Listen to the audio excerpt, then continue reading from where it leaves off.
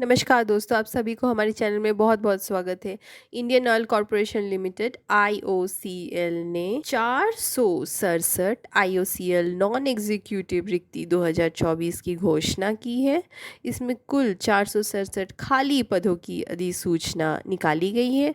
इन पदों से संबंधित और भी जानकारी जैसे कि चयन प्रक्रिया, पात्रता और आवेदन प्रक्रिया क्या है, सब कुछ जानने के लिए इस वीडियो को अंत तक जरूर देखिए। IOCL द्वारा भर्ती अभियान और विभिन्न एग्जीक्यूटिव पद के लिए व्यक्तिगत पदों के लिए उत्साही भारतीय युवाओं को आमंत्रित किया जा रहा है। IOCL नॉन एग्जीक्यूटिव रिक्ति 2024 के विभिन्न जो प्रकार के पद जिसकी अधिसूचना निकली हुई है वो चलते हैं जानिए, और हर एक पद के लिए कितनी वैकेंसी जो रिक्ति खाली पदों की जो है रिक्ति जारी की गई है वो भी चलिए जानते हैं। नीचे दिए गई जो सूची पद है उससे हम लोग जानते हैं। तो प्रोडक्शन इंजीनियरिंग जो है उसके लिए जूनियर असिस्टेंट 4 के लिए 198 खाली पदों की जो है रिक्ति निकली है। मैकेनिकल इंजीनियरिंग जूनियर असिस्टेंट 4 के लिए 50 खाली पद है।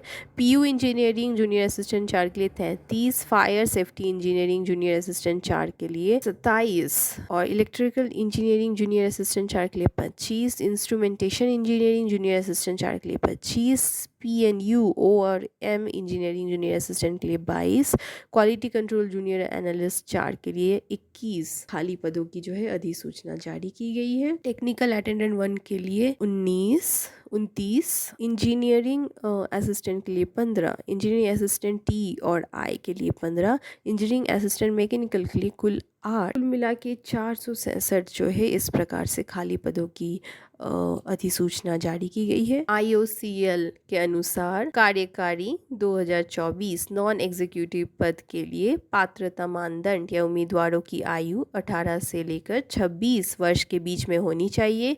आयु मानदंड के अलावा ये स्पष्ट किया जाता है कि जूनियर इंजीनियरिंग सहायक और एनालिस्ट जो है इस 2 पद के लिए जो है व्यक्तिगत आवश्यकताओं की एक सूची उम्मीदवारों को विशिष्ट शाखाओं के विषय से जो है पृष्ठभूमि उनकी होनी चाहिए। इस अलग अलग नौकरी पद और शाखा विषय का उल्लेख निम्नलिखित तालिका में विस्तार से किया गया है। एलिजिबिलिटी की ओर चलते हैं तो पदों के नाम और जो एजुकेशन रिक्वायरमेंट है, क्या डिग्री क्वालिफिकेशन लगेगा, उसकी भी जो है एक तालिका बनाई गई है, तो उसको विस्तार से देखते हैं।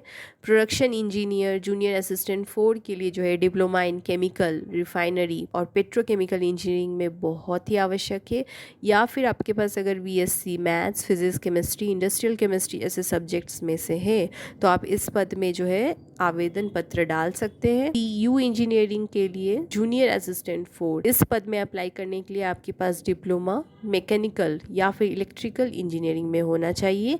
PUOM इंजीनियरिंग के लिए डिप्लोमा इलेक्ट्रिकल इंजीनियरिंग में होना चाहिए। इलेक्ट्रिकल इंजीनियरिंग जूनियर असिस्टेंट 4 के लिए भी डिप्लोमा आपके पास इलेक्ट्रिकल इंजीनियरिंग में ही होनी चाहिए। मैकेनिकल इंजीनियरिंग जूनियर असिस्टेंट 4 में भी मैकेनिकल इंजीनियरिंग में डिप्लोमा जो है आवेदकों के पास होनी चाहिए। इंस्ट्रूमेंटेशन इंजीनियरिंग के लिए डिप्लोमा इंस्ट्रूमेंटेशन पर या फिर इलेक्ट्रॉनिक्स पर या फिर कंट्रोल इंजीनियरिंग में भी अगर आपके पास डिप्लोमा की सर्टिफिकेट है तो आप इंस्ट्रूमेंटेशन इंजीनियरिंग की जो पद है उसमें आवेदन पत्र डाल सकते हैं।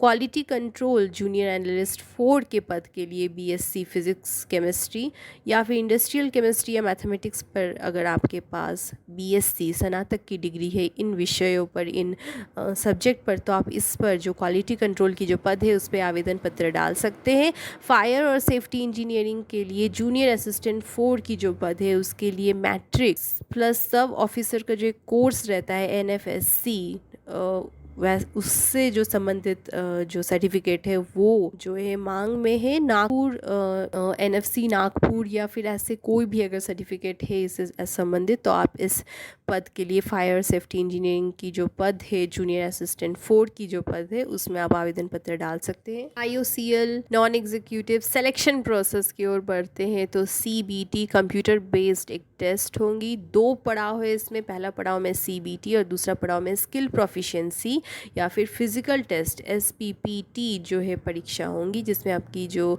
शारीरिक क्षमता है उसकी जांच की जाएगी। कंप्यूटर बेस्ड टेस्ट 100 मार्क्स की होंगी कुल, जिसमें जो आवेदक है उनको 40% अंक से जो है कम से कम जो है न्यूनतम जो अंक है उम्मीदवारों को जो है लानी पड़ेगी। स्किल प्रोफिशिएंसी फिज़िकल टेस्ट जो है वो उसका अलग ही मापदंड है, उसमें भी जो है आवेदकों को पास करना होगा। आगे उसके बाद ही जो है उनके आवेदन पत्र को आगे बढ़ाया जाएगा। IOCL non executive application process की ओर बढ़ते हैं। तो एप्लीकेशन प्रोसेस में सबसे पहले तो 22 जुलाई से 22 जुलाई से ये शुरू हो चुकी है प्रक्रिया और 21 अगस्त तक 21 अगस्त तक जो है जारी रहेगी। जो आवेदक है उनको अपना मोबाइल नंबर जो है रजिस्टर करना पड़ेगा और एक ईमेल आईडी भी रजिस्टर करना पड़ेगा।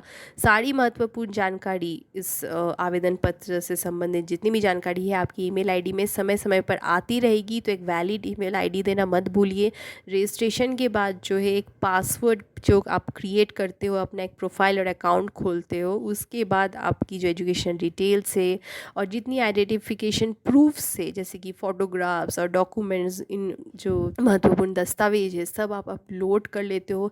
सब कुछ अपलोड करने के बाद आपको जो है एप्लीकेशन फ़ी की ओर बढ़ाया जाता है। एप्लीकेशन फ़ी डालने के बाद जो है आपकी आवेदन पत्र को जमा कर लिया जाता है। एप्लीकेशन फ़ी की ओर बढ़ते हैं तो जनरल EWS OBC NCL जो कैटेगरी के जाति आते हैं उनके लिए 300 रुपया शुल्क बताया जा रहा है। SC ST PWD ESM जो जाति के लोग हैं उनके लिए कोई भी शुल्क अभी तक नहीं बताया गया है। इस पद से संबंधित और भी महत्वपूर्ण जानकारी के लिए डिस्क्रिप्शन बॉक्स में कुछ लिंक्स दिए गए हैं, उस लिंक्स को खोल के ज़रूर चेक कीजिए और भी जो है डिटेल्स में जानिए। हमने कमेंट सेक्शन पर और भी कुछ लिंक डाले, उसको भी जाके चेक कीजिए। हमें ज़रूर बताइए फ्रेंड्स कि आपको ये वीडियो कैसी लगी। आप अप्लाई करना चाहते हैं इस जॉब के लिए तो गूगल पे amic.governmentjobs.com ज़रूर सर्च कीजिए। नीचे दिए गए डिस्क्रिप्शन पर लिंक ज़रूर चेक कीजिए। एडमिट कार्ड रिजल्ट्स ऐसे और भी कई इन्फॉर्मेशन जानने के लिए हम लोगों को फेसबुक, इंस्टाग्राम और टेलीग्राम पर ज़रूर फॉलो कीजिए। इस वीडियो को लाइक कीजिए, शेयर कीजिए। हम लोग के चैनल को ज़रूर से ज़रूर सब्सक्राइब कीजिए। बेल आइकन को ज़रूर दबाएं जिससे कि हम आपको अपडेट कर सके और भी ऐसे बहुत सारे वीडियोस के लिए इंफॉर्मेशन वीडियोस आप तक लाते रहे, पहुंचाते रहे। और भी किस तरह के जॉब्स आप चाहते हैं वो हम लोग को कमेंट सेक्शन में ज़रूर बताएं।